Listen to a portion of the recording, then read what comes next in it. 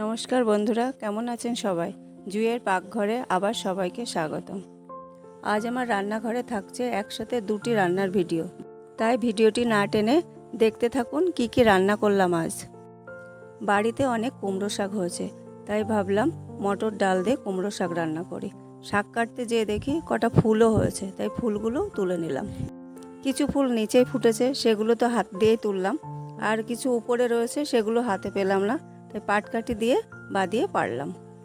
কুমড়ো শাকের ডোকাগুলো এত সুন্দর মোটা মোটা হয়েছে, দেখলেই মন ভরে যাচ্ছে, তাই আমি এখান থেকে 4-5টা ডোকা কেটে নিলাম। আর ডোকা কাটবো না, কারণ এর থেকে বেশি ডালে আমার লাগবেও না। ডাঁটাগুলো এমনিই খুব কচি, তাও একটু একটু যা আঁশ আছে সেটা আমি ছাড়িয়ে শাক আর ডাঁটা দিয়ে ছোটো ছোটো করে আমি কেটে নিচ্ছি।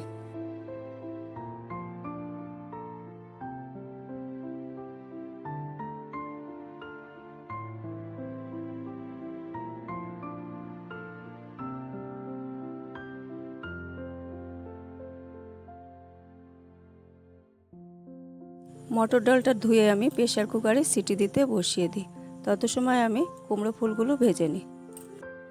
মটর ডালের ভিতরে আমি এখানে দিয়ে দিয়েছি 4টে কাঁচা লঙ্কা। কুমড়ো ফুলের বড়া করতে আমি এখানে নিয়ে নিয়েছি পরিমাণ মতন চালের গুঁড়ো, তাতে দিয়েছি লবণ, হলুদ আর একটু চিনি।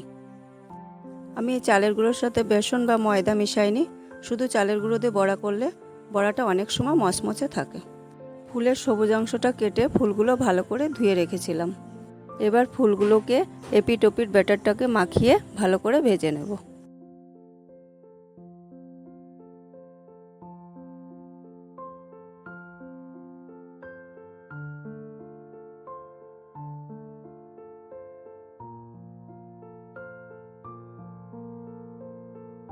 আপনারা দেখতে পাচ্ছেন বড়াগুলো এখানে আমি লাল লাল করে ভেজে তুলে নিচ্ছি।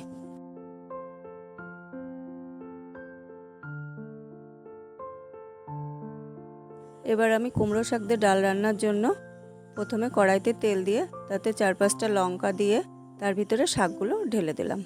এবার আমি কিছুক্ষণ শাকগুলো নাড়াচাড়া করব, যাতে সিদ্ধ হয়ে নরম হয়ে আসে।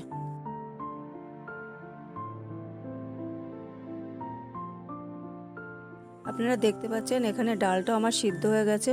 এবার ডালের ভিতরে অল্প জল দিয়ে শাকের ভিতরে ঢেলে দেব।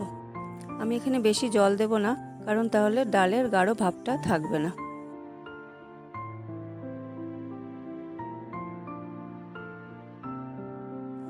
এবার আমি এর ভিতরে দিয়ে দিচ্ছি পরিমাণ মতন লবণ, হলুদ আর একটু চিনি।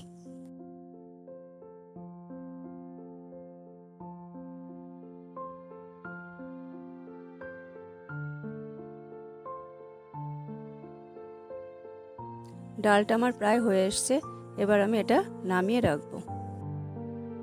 এবার আমি ডালটা সম্বাদ দেওয়ার জন্য কড়াইতে তেলে দিয়ে দেব কটা শুকনো লঙ্কা আর 5 ফোড়ন।